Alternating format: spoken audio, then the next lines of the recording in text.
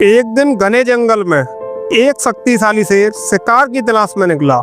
उसकी गर्जना से पूरा जंगल कांप रहा था। तभी अचानक उसके सामने एक छोटी सी लोमड़ी आ खड़ी हुई। लोमड़ी समझ गई कि सामने मौत खड़ी है।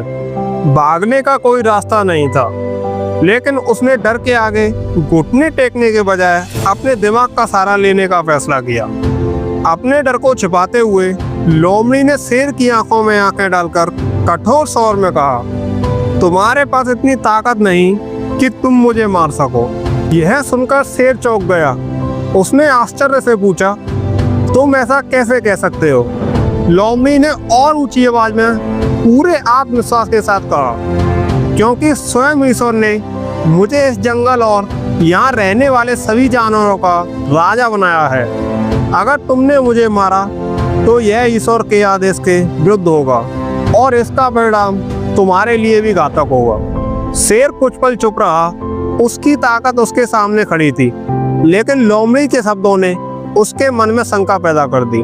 थोड़ी देर बाद लोमड़ी ने कहा, अगर तुम्हें मेरी बात पर विश्वास नहीं हो रहा तो मेरे साथ जंगल चलो।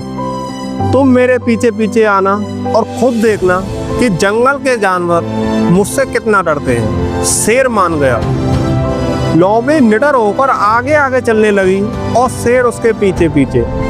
जैसे ही जंगल के जानवरों ने लोमड़ी के पीछे शेर को चलते देखा, वे वैसे इधर उधर भागने लगे। कोई पेड़ों पर चढ़ गया, कोई झाड़ियों में छिप गया। कुछ देर तक जंगल में घूमने के बाद लोमड़ी रुक गई और शेर से पूछा, अब बताओ, क्या तुम्हें मेरी बात पर विश्वास हुआ? शेर कुछ क्षण चुप रहा, फिर बोला, हाँ, तुम ठीक कहती हो। इस जंगल की असली राजा तुम ही हो। लोमड़ी मुस्कुराई और अपनी जान बचाकर वहां से चली गई। मोरल ऑफ द स्टोरी, परिस्थितियां चाहे कितनी भी विपरीत क्यों ना हो, अगर हम धैर्य और समझदारी से काम लें तो उन्हें अपने पक्ष में बदला जा सकता है। हमारा दिमाग किसी प्रोग्राम पर चलने वाली मशीन नहीं है, बल्कि उसमें आउट ऑफ द बॉक्स सोचने की अद्भुत क्षमता होती है।